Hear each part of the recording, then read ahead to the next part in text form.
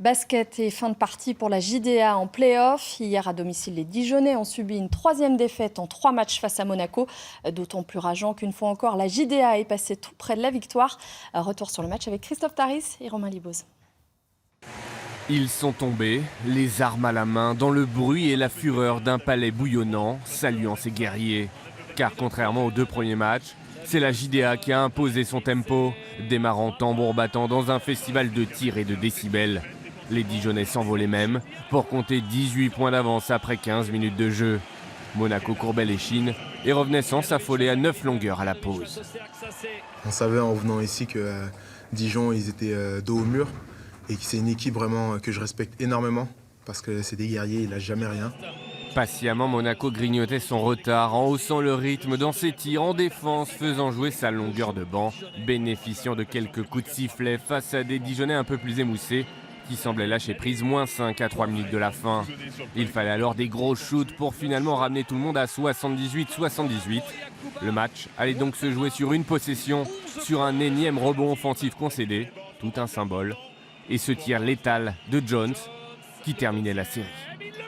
Les joueurs ont été fabuleux ce soir, d'énergie à la fois, mais également au niveau basket. Et sur l'ensemble de la série, on s'est hissé quasiment au niveau de Monaco. Vainqueur de 22 de ses 23 derniers matchs, Monaco était tout simplement trop fort pour une JDA à qui il a manqué des petits riens. Pas de quoi ternir une immense saison. Bonsoir Laurent Leniam, merci d'être avec nous sur ce plateau. Alors qu'est-ce qu'il manque à la JDA pour aller encore plus loin, plus haut ?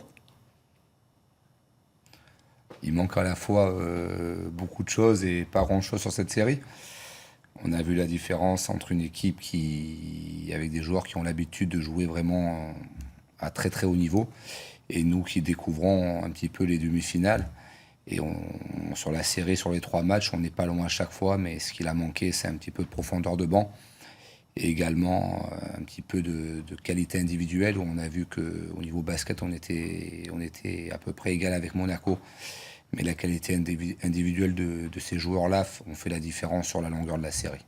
Alors vous avez fait une très belle saison. Est-ce que c'est une anomalie d'avoir si bien réussi avec un si petit budget ? C'est une anomalie. c'est une saison qui est historique pour la JDA.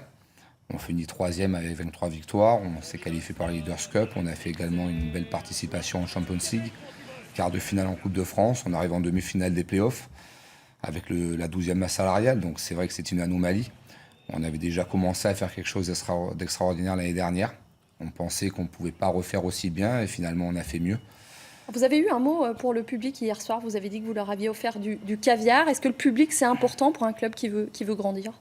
Bien sûr, bien sûr. On sait tous que une équipe, un club se construit avec différents paramètres. Il y a tout ce qui appartient aux joueurs, à l'aspect sportif, administratif, tout ce qui va autour. Mais on ne peut pas grandir si on n'a pas un public qui nous suit. Et cette année, c'est vrai que les valeurs qu'ont véhiculées les joueurs, qu'a véhiculé l'équipe, ont permis d'attirer du monde à la salle. Les résultats ont suivi. Et sur ces 2 derniers mois, c'est vrai que le public a été fabuleux parce qu'ils nous ont suivis tout au long de la saison. Et ça nous a permis d'avoir des résultats tels qu'on les a eus. Alors on va parler de l'effectif. Votre priorité, l'une de vos priorités, c'était de conserver David Holston, élu meilleur joueur de la saison. Est-ce qu'il y a d'autres joueurs que vous avez envie de garder ? Dans l'absolu, on veut tous les garder.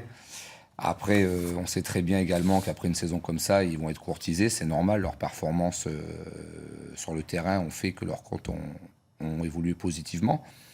On connaît le business tout simplement. Donc on va essayer de tous les garder. Après... Quelques noms ? Tous et tous. Donc quelques noms, on sait que Wolson a re-signé, que Jérémy Leloup, Abdouloum sont encore sous contrat. On a très bon espoir de garder Alexandre Chassang, Axel Julien. Des propositions ont été faites à Obi Megano, à Gavin Ware. La question évolue favorablement vis-à-vis de Ryan Pearson. Donc voilà, après on espère des réponses positives et puis on verra en temps voulu s'il y a des réponses négatives. En dernier mot, la JDA, ça fait longtemps qu'elle n'a pas gagné de titre. Est-ce qu'il y a un titre qui vous fait rêver, vous ? Bien sûr, le titre de champion de France, mais il faut garder les pieds sur terre. Pour l'instant, la JDA n'a pas, on va dire, vocation à jouer le titre de champion de France. Déjà jouer chaque année la Leaders Cup, les playoffs, c'est des moments qui sont forts pour des clubs. Il y a beaucoup de clubs qui n'arrivent pas à avoir ces résultats-là.